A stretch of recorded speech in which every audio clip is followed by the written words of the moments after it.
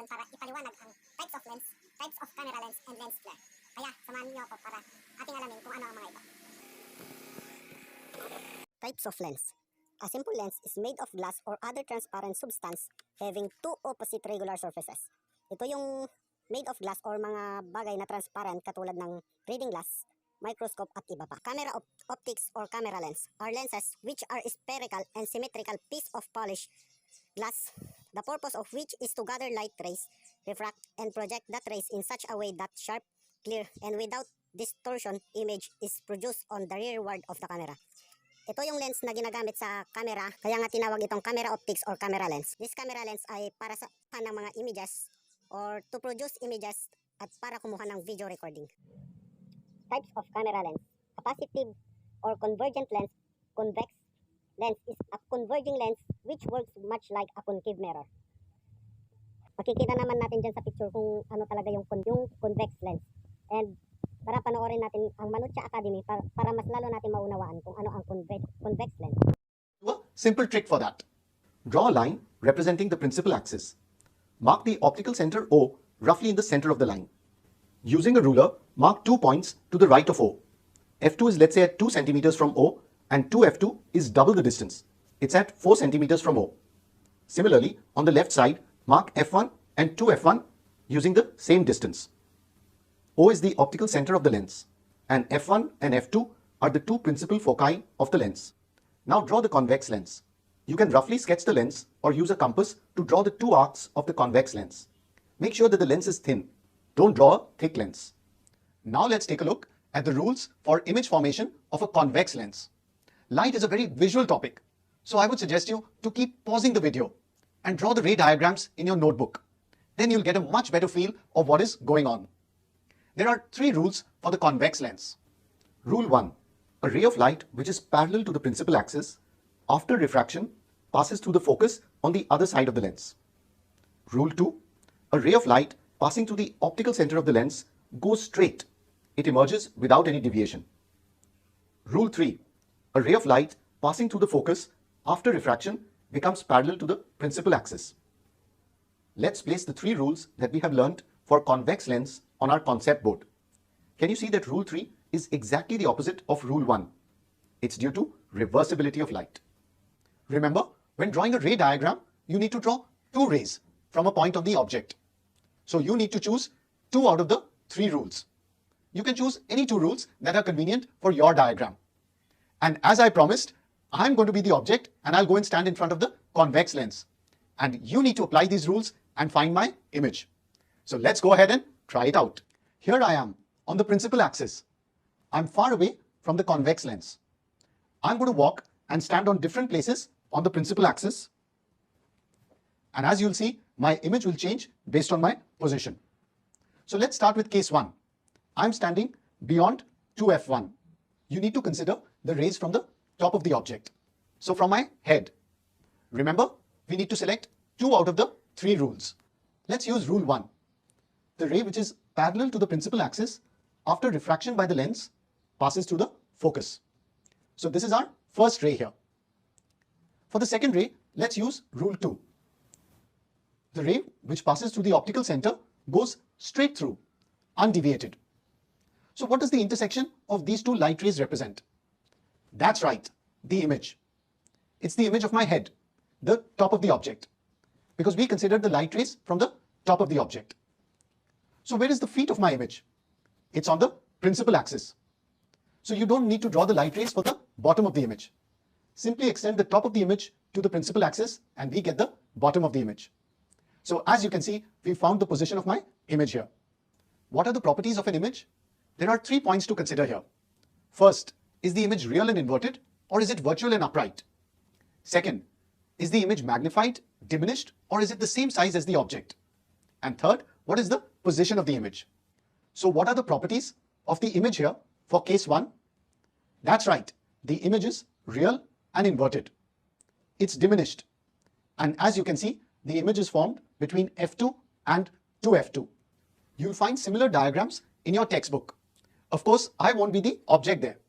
The object is usually shown with an up arrow, since the object is upright and marked as AB. The image is also shown with an arrow and it's represented as A dash B dash. As you can see, the arrow is inverted here because the image is an inverted image.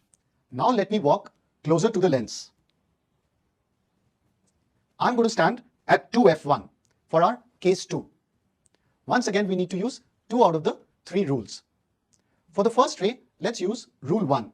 The ray of light parallel to the principal axis after refraction passes through the focus of the lens. For the second ray, we can use rule 2. The ray passing through the optical center of the lens goes straight through, undeviated. What are the properties of the image here? Can you see the symmetric nature of the diagram? I'm standing at 2f1 and my image is formed at 2f2. The image height is the same as the object height. That's my height. And can you see that the image is real and inverted? It's a real image because it's formed by the intersection of the rays. If you try drawing the diagram for this case, you might find that the image is not exactly at 2f2. Now this can happen if your foci f1 and f2 and the points 2f1 and 2f2 are not exactly equidistant from each other, or the rays are not accurately drawn. So to avoid such errors, an important exam tip for this case 2 is to use the cheating trick, which is first draw the image and then you draw the rays. Since we know all the properties of the image, we can easily draw it here. It's a real and inverted image, and this image is going to be exactly at 2f2, and the image height is exactly equal to the object height. So once you've drawn the image, you can go ahead and draw the rays. Now I'm going to move closer to the lens. So we have our case 3 here, where the object is between f1 and 2f1. I would suggest you to pause the video here, draw the ray diagram, and try to find the image yourself. Also write down the properties of the image formed. So what's the nature of the image you got? That's right. The correct answer is it's a real and inverted image that's magnified. Here's the ray diagram, and as you can see, the position of the image is beyond 2f2.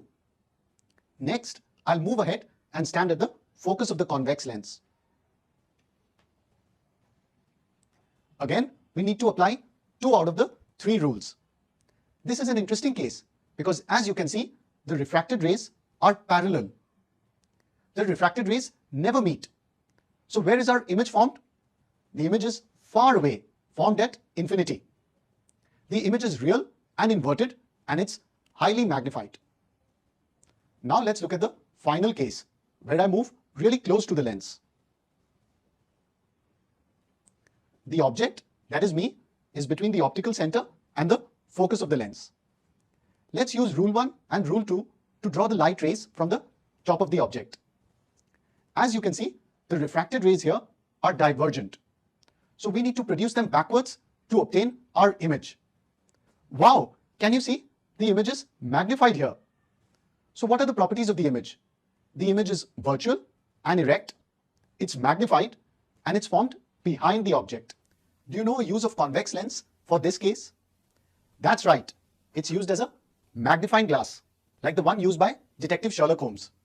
Now that we are done with the convex lens, let's go ahead and take a look at the other type of spherical lens, concave or diverging lens. Concave, this lens is thicker towards the edges and thin in the middle and are used in helping correction of nearsightedness. Makikita naman natin dyan sa picture kung ano ang concave. Ang concave ay manipis sa gitna at papaloob ang hugis nito. Tara, panoorin natin ulit ang Manucci Academy para sa concave lens upang maunawa. Let's go ahead and take a look at the other type of spherical lens, concave lens. The concave lens is a diverging lens. For image formation, we need to draw the concave lens accurately. Similar to the convex lens, draw a line representing the principal axis. Again, we need to mark the points optical center O and f1, 2f1 and f2 and 2f2. All these points are at the same distance from each other. In this diagram, the distance is 2 centimeters. Note that in a concave lens, usually the f1 and f2 are on the opposite side compared to a convex lens. So f1 and 2f1 are on the right side and f2 and 2f2 are on the left side. You might find different conventions in different textbooks. Now let's draw the concave lens. You can roughly sketch the lens or use a compass to draw the two arcs of the concave lens. Make sure the lens is thin. Don't draw a thick lens. Now let's take a look at the rules for image formation of a concave lens. Similar to the convex lens, there are 3 rules for a concave lens. Rule 1. A ray of light which is parallel to the principal axis after refraction appears to be coming from the focus. Rule 2. A ray of light going through the optical center of a concave lens goes straight through without being deviated. Rule 3. A ray of light going towards the focus after refraction becomes parallel to the principal axis. Let's place the 3 rules that we have learnt for concave lens on our concept board. Similar to the convex lens, can you see that rule 3 is exactly the opposite of rule 1? It's due to reversibility of light. To draw the ray diagram, you need to select 2 out of the 3 rules. Once again, I'm going to be the object, and this time I'll stand in front of the concave lens. And you need to apply these rules and find my image. So are you ready? Let's go ahead and try it out. Here I am on the principal axis at a certain distance from the concave lens. Again, we need to take the light rays from the top of the object. So from my head. Remember, we need to use 2 out of the 3 rules. For the first ray, let's use rule 1. The ray that is parallel to the principal axis, after refraction, if we extend the refracted ray backwards, it appears to come from the focus. For the second ray, let's use rule 2. The ray going towards the optical center goes straight through without being deviated. Now, where do these 2 refracted rays meet? Since they are divergent rays, we need to produce them backwards. And the point where they meet is the image of my head, because we took the rays from the top of the object. So where are the feet of my image? We don't need to draw rays for that. You simply extend the image, that is the top of the image, to the principal axis and you get the bottom of the image. So as you can see, the image is formed between me, the object, and the concave lens.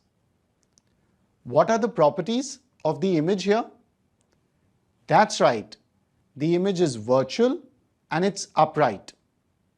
The image is diminished and it's formed between the object and the lens. Now let me walk closer to the lens. If you draw the ray diagram, can you see that we get the image having the similar properties? The image is virtual and upright. The image is diminished and it's formed between the object and the lens. In fact, the concave lens is the easy one in the syllabus because no matter where the object is placed, the image properties will always be the same. But remember, the convex lens had many different cases based on the location of the object. Lens flare. Ito yung ilaw na nasa loob ng lens o yung mga nakukunan natin na unwanted o hindi naman dapat na nandun.